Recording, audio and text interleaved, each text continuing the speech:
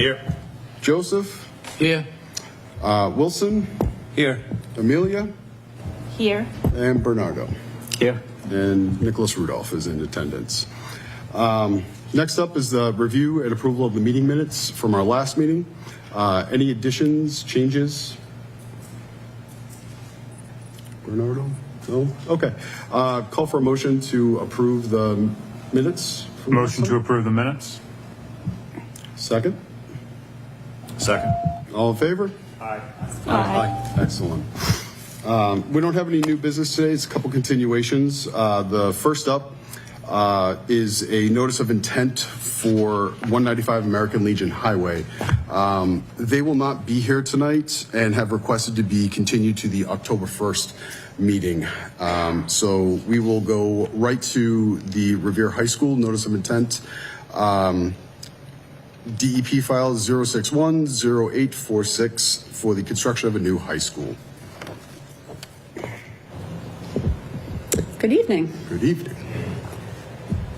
For the record, Claire Hogebaum, wetland scientist with LEC Environmental Consultants, representing the applicant for this notice of intent.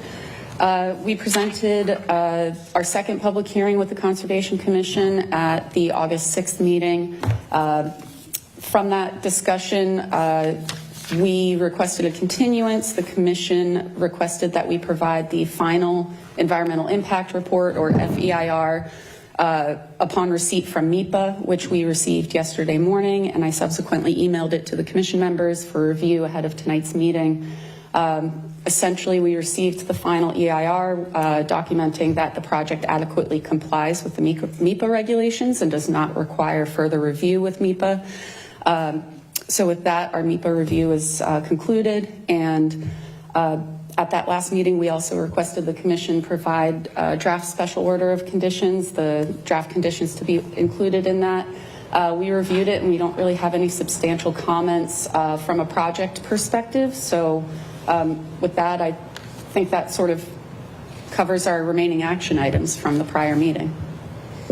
Excellent. I think it does. Thank you very much, Claire. And I just want to go on the record and saying thank you for your patience, everyone, and letting this come through. It was definitely a relief to see that it does comply and that no further review is needed. I also had a few conversations, and some of the special permits I will definitely be omitting. I can't remember exactly which numbers they are, but you probably know the ones that I'm referring to. Anyhow, the one couple questions that I just outstanding for myself in the FEIR, it states how many acres you're going to be adding for impervious space, and then there was a slight increase. I was curious how that is going to be reconciled. Sure. So in the draft EIR, we submitted to MEPA that the project was going to reduce the overall impervious area on the site by 7.14 acres. By the time we got to the final EIR, there were some modifications that were made to the plan between the draft and the final.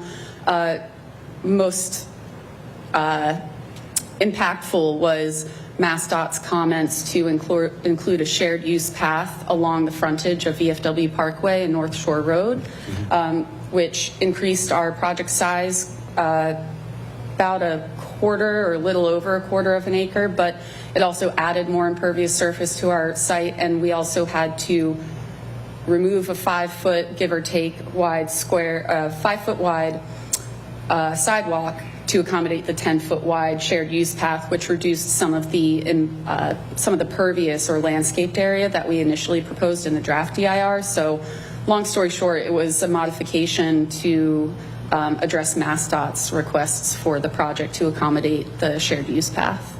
Okay. Makes sense. You do have a lot of area to work with at this point, but I was just curious why the increase on that. And then the only other thing that I had was, while we are deconstructing and constructing, why the culverts aren't going to be replaced. I'm just curious. I know it said in the FEIR that it would be cost prohibitive, but But I think if we're going to be sending all of our water downstream via the Eastern County ditch, that those should probably get replaced at this point to foster that free flow of water downstream. Yeah. So the project itself is not proposing to increase the sizes of those culverts, partially because of the cost, as you mentioned, but another part of that is by replacing those culverts, it would result in more impacts to bordering vegetated wetland and bank to the Eastern County ditch. We're trying to reduce the impacts as much as we can throughout the project, knowing how expansive the resource areas are. And when Niche ran their models for the stormwater calculations at existing and post conditions, their modeling determined that the existing culverts could support the capacity of stormwater at post-construction conditions. So we didn't really find an engineering need, and the proposed use of those crossings can be accommodated at existing uses. So sort of a bit paired with the site can function with them as they are, and we wanted to reduce the resource area impacts as much as we could. Absolutely. The only one that I would definitely recommend to replace is the emergency access road. The path I don't think would have as much of an impact on it. I just feel as though the going over that with emergency vehicles could create a little bit of stress, undue stress on aging infrastructure, so to speak. Just putting it out there. Yeah, and that emergency use is going to be like an emergency from an emergency, where we have the two entrances off of VFW Parkway and North Shore Road, where it would be an event that both of those are inaccessible, that would be used. So the school wouldn't be intending to use it frequently or even often at all. Yeah. But that is certainly something that, down the road, if the school committee finds that it would be worthwhile to improve for whatever reason, they would certainly be back before the commission with a notice of intent for that. Absolutely. I don't really have anything else. I was just curious about those couple points. Anything from the other commissioners? Any other questions? Okay. So at this time, I'd like to open up to any proponents of the projects or opponents of the projects. We'll do this quick.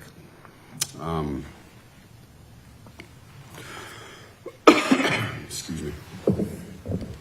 Good evening, Commissioners. Nick Rystrom, City Engineer, 319 Charger Street.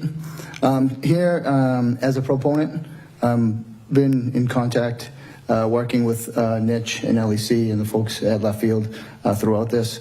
I think that what they have done from an engineering standpoint is sound and appropriate. And so I'm here just in support of their application. Thank you. Good. Thank you. Anyone else? Good evening, everybody, and thank you for the time that you're dedicating to this project. I'm Diane Kelly. I'm the superintendent of schools, and I'll give 101 Revere Street as my address here in the city.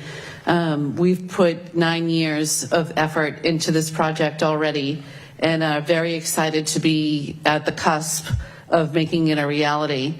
And we couldn't have done this without the incredible teams that we've had, both as our hired assistants from Left Field and Consigli and Perkins Eastman, but also the folks who work here in the city, like Nick Rystrom in the engineering department, and the DPW and all the other folks, and all of you who are sitting here on this commission volunteering your time to dedicate to this work. So I just want to thank everybody for their part and articulate my being in favor of this project moving forward.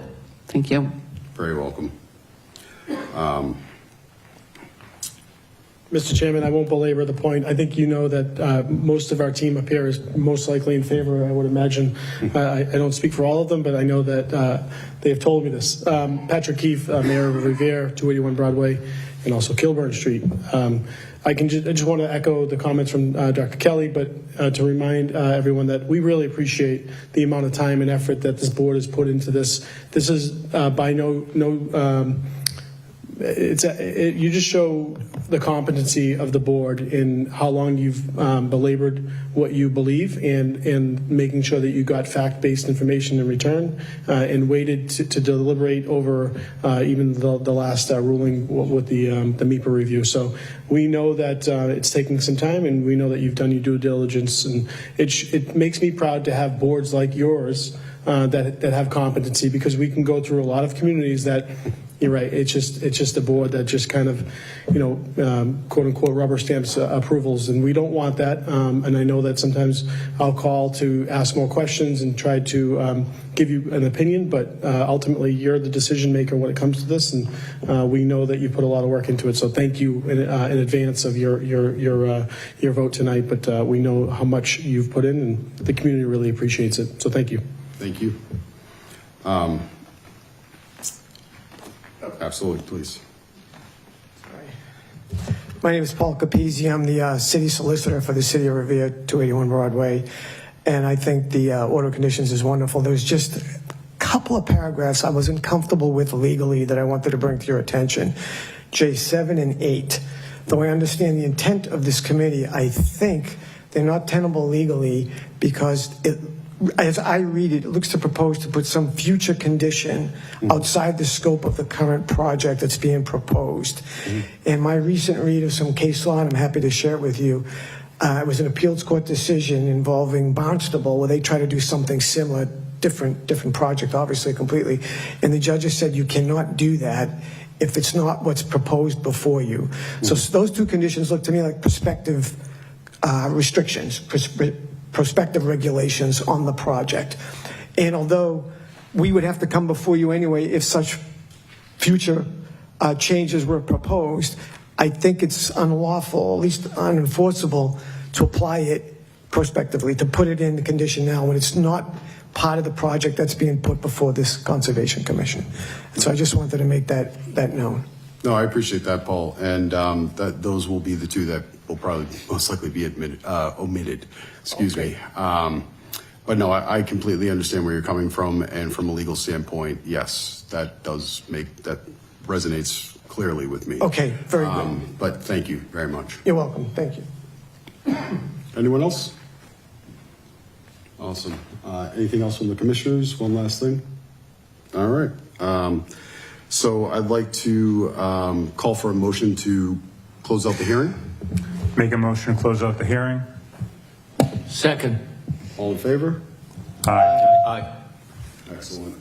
And now I'd like to call for a motion to approve this NOI, seeing as that they have met the minimum requirements for the Wetland Protection Act.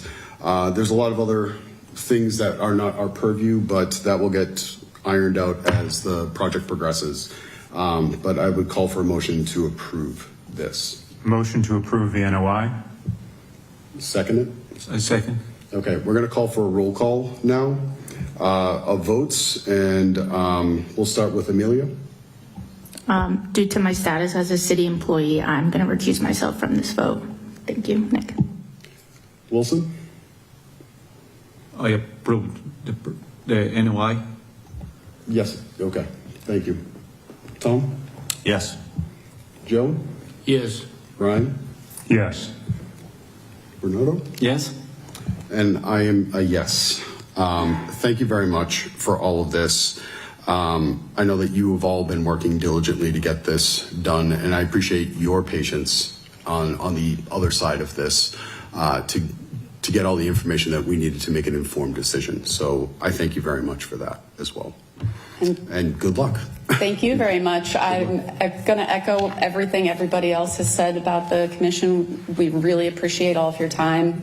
We know you volunteered your time and all of your input and efforts to challenge us to give you the information that you need to approve this project is very much appreciated, and I'm very grateful for the opportunity. So thank you very much. Thank you. All right, so now let's sign the proper one now. But appreciate you.